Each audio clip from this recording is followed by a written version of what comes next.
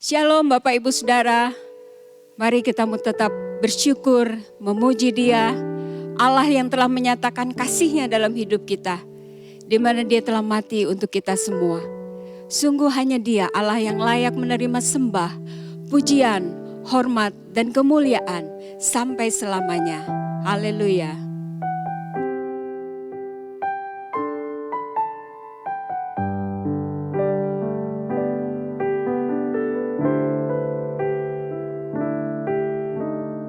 Tak terukur kasih-Mu Yesus, Kau telah mati gantikan diriku. Kau curahkan darah-Mu untuk tebus dosaku.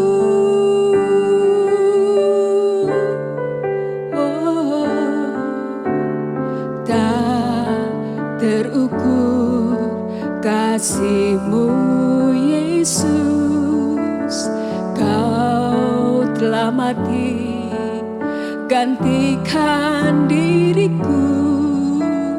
Kau curahkan darah-Mu untuk tebus dosaku.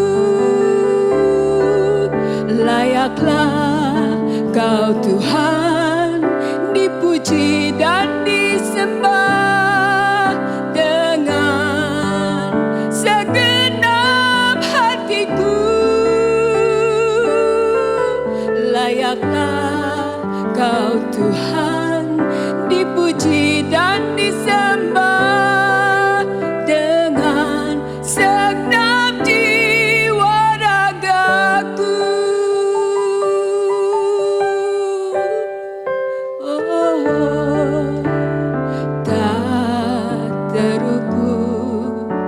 Kasih-Mu Yesus, Kau telah mati gantikan diriku.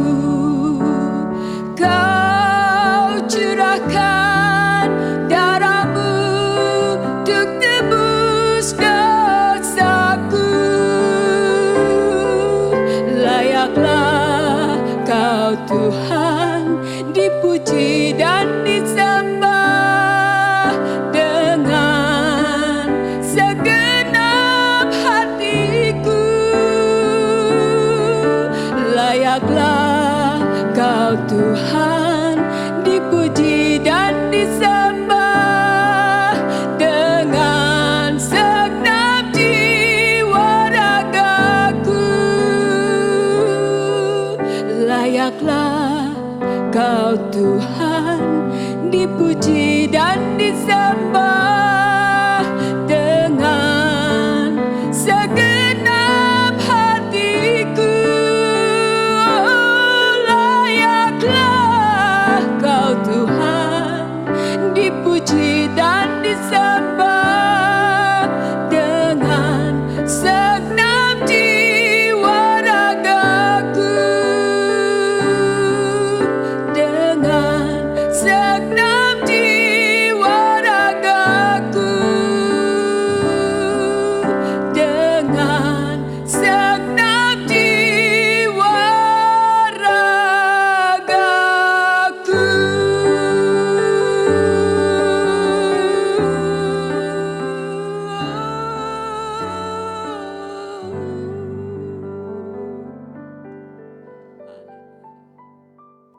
Selamat bertemu kembali, Bapak Ibu Saudara yang dikasihi Tuhan Yesus. Mari kita akan masuk di dalam doa sebelum kita mendengarkan kebenaran firman Allah.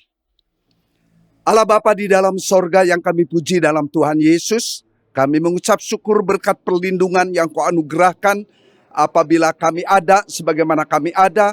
Itu sungguh merupakan anugerah Allah yang luar biasa, yang boleh kami nikmati, kami rasakan, kami alami. Terima kasih Tuhan. Puji dan syukur kami kembalikan ke hadirat-Mu yang kudus bagi Dikau Bapa di dalam sorga, di dalam pribadi Tuhan Yesus Kristus. Sekarang tiba saatnya kami akan mendengarkan firman Allah pada ibadah awal bulan ini yang disertai dengan sakramen perjamuan kudus. Demi nama Tuhan Yesus, kami sudah berdoa dan mengucapkan syukur. Amin. Saudara, mari kita membuka firman Tuhan terambil dalam ibadah pagi ini dari 1 Timotius 1 ayat 5. 1 Timotius 1 ayat 5 katakan demikian. Tujuan nasihat itu ialah kasih yang timbul dari hati yang suci, dari hati nurani yang murni, dan dari iman yang tulus ikhlas. Amin. Sampai sejauh itu pembacaan firman Tuhan. Puji Tuhan. Saudara-saudara yang dikasihi Tuhan Yesus, teks ini diambil dari konteks yaitu nasihat Rasul Paulus kepada anak rohaninya, yaitu Timotius. Tetapi sebenarnya surat Rasul Paulus yang ditulis oleh dia itu ada 1 Timotius dan 2 Timotius. Jadi juga sebenarnya ditujukan kepada gereja itu yang ada di Efesus. Karena Timotius melayani di Efesus pada waktu itu. Nah, di sana rupanya sedang merebak tentang pengajaran sesat. Pengajaran yang diajarkan oleh yang menamakan diri guru-guru, bahkan nabi-nabi. Tetapi mereka tidak dipanggil, tidak diproses, tidak diutus oleh Allah. Jadi mereka itu disebut guru-guru palsu.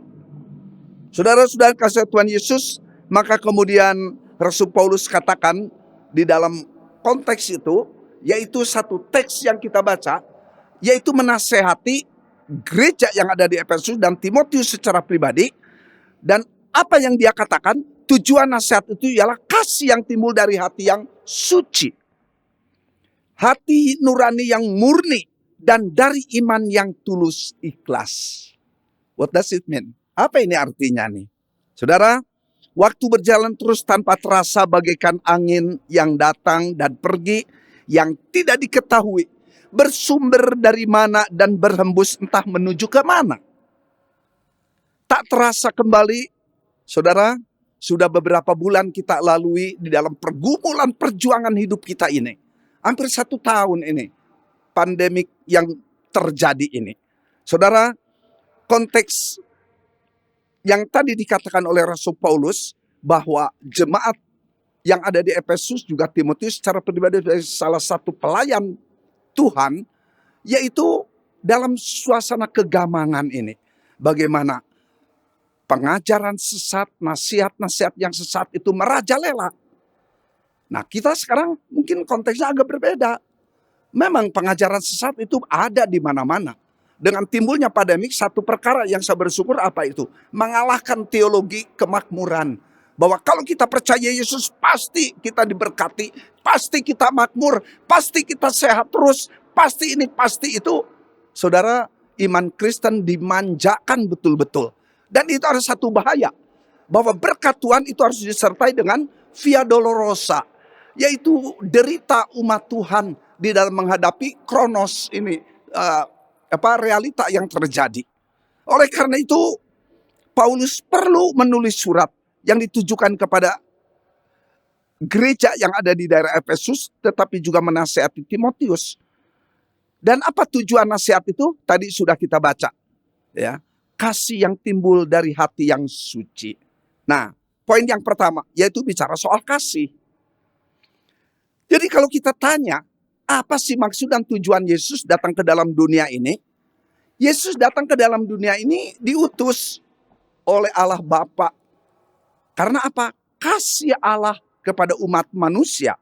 Kasih Allah kepada dunia ini dan segala isinya. Oleh karena itu, ada satu buku yang saya pernah baca yang dikarang oleh Kuyper. Ya, bagi para siswa teologi tahu betul ini buku ini tipis tapi bagus sekali ini. Yaitu tentang misiologi. Dari mana kasih muncul?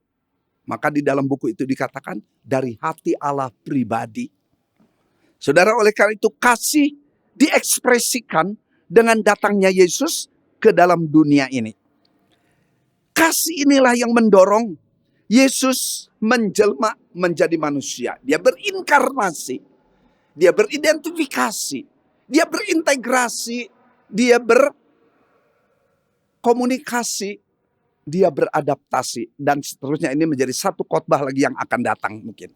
Oleh karena itu, kasih inilah yang menjadi penggerak seluruh eksistensi hidup orang percaya segala abad, segala zaman, dalam bidang apapun juga. Sehingga mereka tidak akan merasa malu untuk apa? Menyatakan kasih Allah kepada orang yang ada di sekitar kita. Jadi kasih harus diekspresikan. Kasih harus diwujudkan.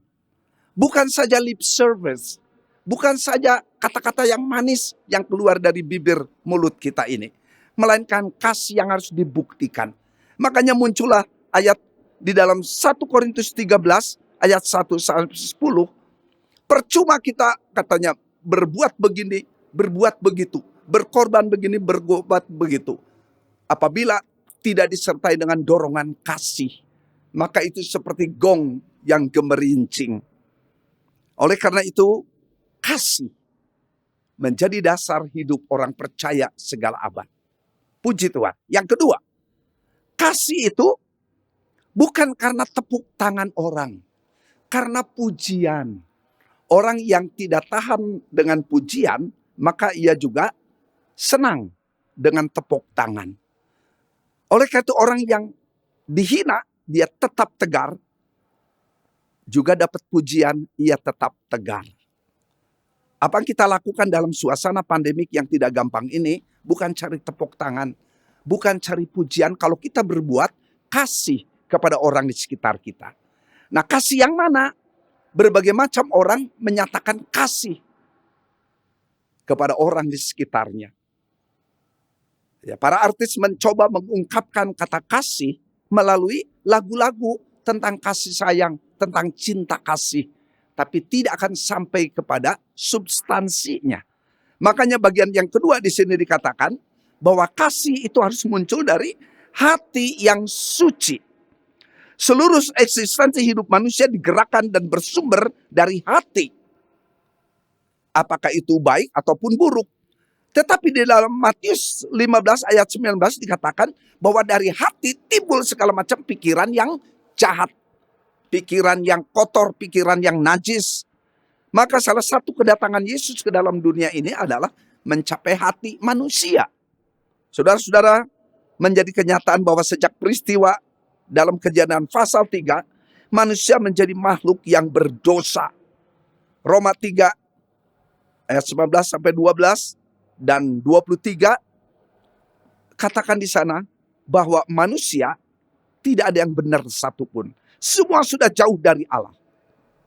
Oleh karena itu, manusia dalam keberdosaannya mencoba mencari hadirat Allah dengan berbagai macam cara. Muncullah kepercayaan, muncullah agama. Apakah itu agama kuno maupun agama modern, mencoba untuk kembali ke hadirat Allah. Tapi firman Allah katakan, dengan kekuatan sendiri manusia tidak mungkin datang ke hadirat Allah. Oleh karena itu, kita melihat di sini bahwa kasih yang suci, kasih yang murni harus keluar dari hati yang suci. Nah, Allah yang penuh dengan kasih telah datang menyelamatkan manusia berdosa, dan implikasinya hati manusia diubahkan oleh Tuhan. Puji Tuhan, puji Tuhan. Saudara-saudara dikasihi Tuhan Yesus, apabila kita bertobat, kita mendengar firman Allah, kita bertobat, kita buka hati, terima Yesus sebagai Tuhan Juru Selamat pribadi, maka Tuhan ubahkan hati kita. Mengapa? Karena dikatakan oleh firman Allah juga katakan bahwa hati kita ini, hidup kita ini adalah bait Roh Kudus yang berkenan tinggal dalam kehidupan kita. Nah, oleh karena itu mencoba dengan berbagai macam cara apapun, ini bukan standar Allah. Tapi standar Allah adalah open your heart and receive Jesus as your own Savior. Buka hatimu, terima Yesus sebagai Tuhan Juru Selamat di dalam hatimu. Puji Tuhan. Oleh karena itu, hati kita kalau tidak terima Yesus, percuma kita melakukan segala syariat agama apapun. Ya, terima Yesus sebagai Tuhan dan Juru Selamat pribadi. Sekarang di televisi, di YouTube ada banyak orang yang merespon panggilan Tuhan. Dimanapun ia berada, kemanapun ia pergi. Puji Tuhan, saya mengucap syukur. Sekarang ada ribuan, puluhan ribu orang datang ke hadirat Tuhan Yesus, menerima dia sebagai Tuhan Yesus pribadi. Yang berikutnya dikatakan di sini, poin yang ketiga, bahwa kasih yang timbul dari hati yang suci. Yang berikut, dari hati nurani yang murni dan iman yang tulus, ikhlas. Nah, kasih yang timbul dari hati nurani yang suci itu memungkinkan munculnya iman yang tulus.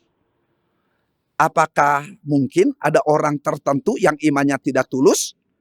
Ada justru.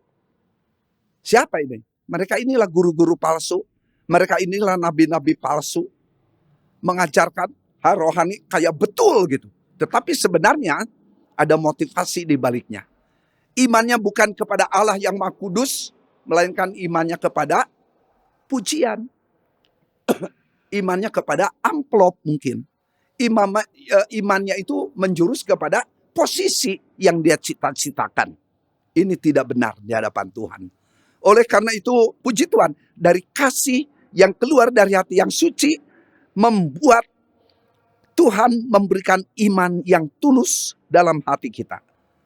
Nah, menurut pendapat saya mungkin saja, karena hidup ini penuh dengan manusia beraneka macam kualitas iman, sekalipun mereka menyebutnya umat Allah atau orang Kristen, tetapi firman Tuhan menyatakan di dalam Matius 7:16 bahwa mereka di dalam doa itu ada di tikungan-tikungan jalan, ada di persimpangan-persimpangan jalan, supaya apa? Dilihat oleh orang. Hidup kekristenan kita tidak cukup hanya dilihat oleh orang, tapi harus dilihat oleh Allah yang dari sorga memandang kepada umatnya, kepada hamba-hambanya. Maka Tuhan katakan, dari buahnya lah kamu akan mengenal mereka. Dapatkah orang memetik buah anggur dari semak duri atau buah ara dari rumput duri? Demikianlah setiap pohon yang baik menghasilkan buah yang baik. Sedangkan pohon yang tidak baik menghasilkan buah yang tidak baik. Karena itu pertobatan yang benar. Karya Roh Kudus memberikan implikasi munculnya motif dan tujuan hidup. Dan pelayanan yang memuliakan Allah dan menjadi berkat untuk gereja dan sesama. Puji Tuhan. Hal itu juga bisa terjadi apabila relasi pribadi dengan Allah harmonis, memunculkan iman yang tulus ikhlas. Sebaliknya, bila relasi pribadi dengan Allah tidak harmonis, maka kualitas imannya fake, alias imitasi, alias palsu. Nah, saudara bisa lihat dari bukti sikap hidup perbuatannya. Dari buahnya kita bisa melihat. Itu yang Yesus warning kepada kita sekalian. Pesan Rasul Paulus kepada Timotius, anak rohani yang dikasihinya, yang sedang melayani di kota Efesus pada zamannya, pada waktu itu berhadapan dengan hamba-hamba Tuhan palsu, yang hanya bisa dilawan dengan sikap kasih yang murni. Mereka tidak tulus dalam hidup dan pelayanannya. Hal itu akan nampak cepat ataupun lambat. Dan orang yang sekitar kita baik seiman ataupun tidak menjadi saksi otentik, baik dalam keluarga maupun di luar rumah. Tuhan memberkati Bapak, Ibu, serta saudara sekalian. Amin. Mari kita tundukkan kepala, kita akan masuk dalam perjamuan kudus. Bapa di dalam sorga, terima kasih kebenaran firman Allah yang mengarahkan sikap hidup kami sekalian tetap terarah kepada kehendak-Mu yang jadi. Karena Engkau berdaulat di dalam seluruh kehidupan kami masing-masing. Sekarang kami akan masuk dalam perjamuan kudus. Hamba percaya Tuhan juga yang memberkati Bapak, Ibu, Saudara yang ada di rumah, yang boleh bersama kami akan masuk dalam pelaksanaan sakramen perjamuan kudus. Demi nama Tuhan Yesus kami sudah berdoa dan mengucapkan syukur. Amin.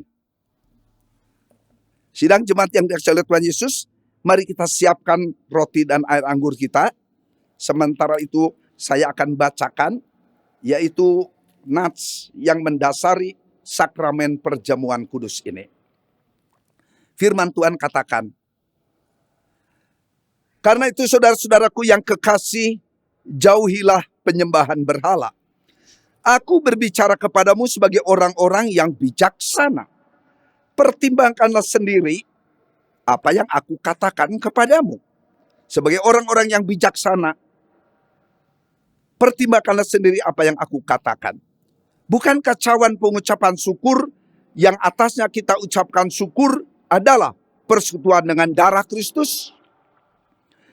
Bukankah roti yang kita pecah-pecahkan adalah persekutuan dengan tubuh Kristus? Karena roti adalah satu, maka kita sekalipun banyak adalah satu tubuh. Karena kita semua mendapat bagian dalam roti yang satu itu. Amin. Mari kita angkat roti di tangan kanan kita tinggi di hadapan hadirat Allah yang kudus. Ketika mereka makan, Yesus mengambil roti, mengucap berkat, memecah-mecahkannya, lalu memberikannya kepada murid-muridnya dan berkata, ambillah, makanlah, inilah tubuhku. Mari kita makan bersama dalam nama Tuhan Yesus.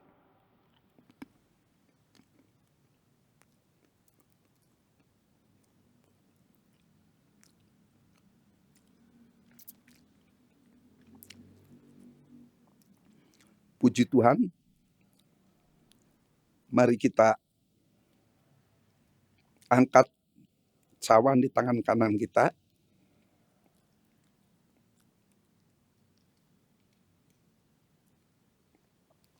Sesudah itu ia mengambil cawan, mengucap syukur, lalu memberikannya kepada mereka dan berkata, minumlah kamu semua dari cawan ini, sebab inilah darahku, darah perjanjian yang ditumpahkan bagi banyak orang untuk pengampunan dosa. Mari kita minum bersama dalam nama Tuhan Yesus. Puji Tuhan. Haleluya. Haleluya. Kita angkat pujian.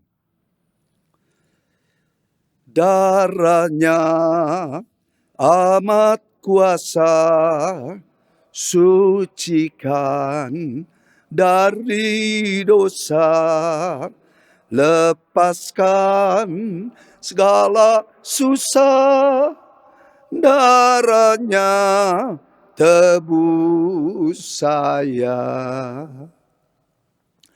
Allah Bapa di dalam surga, terima kasih untuk kebenaran firman Allah, juga pelaksanaan sakramen perjamuan kudus yang sudah kami nikmati bersama.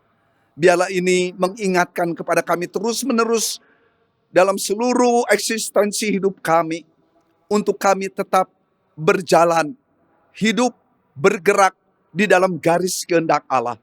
Tidak menyimpang ke kiri atau ke kanan, tetapi kami ada di dalam garis sesuai dengan rencana Allah. Terima kasih Tuhan, sampai saat ini kami boleh tetap beriman, mata kami tetap fokus kepada pribadi-Mu yang penuh kasih, yang sudah menyelamatkan kami sekalian. Saat ini kami juga mau berdoa untuk bangsa dan negara kami. Kami berdoa untuk Bapak Presiden kami Jokowi, di dalam segala usahanya untuk menetralisir ancaman pandemi COVID-19 ini, yang merajalela di berbagai daerah, bukan saja di Indonesia, bahkan seluruh dunia. Tuhan, kami mohon belas kasihan-Mu, supaya Engkau yang menurunkan hikmat sorgawi turun atas Bapak Presiden yang kami cintai ini. Ia begitu capek, begitu lelah di dalam menggumuli pemerintahan NKRI. Namun hamba bersyukur sampai saat ini kami melihat hamba-Mu ini boleh tetap sehat, kuat. Demikian juga dengan keluarga. Kami menyerahkan juga para menteri, para pejabat di tingkat pusat maupun daerah.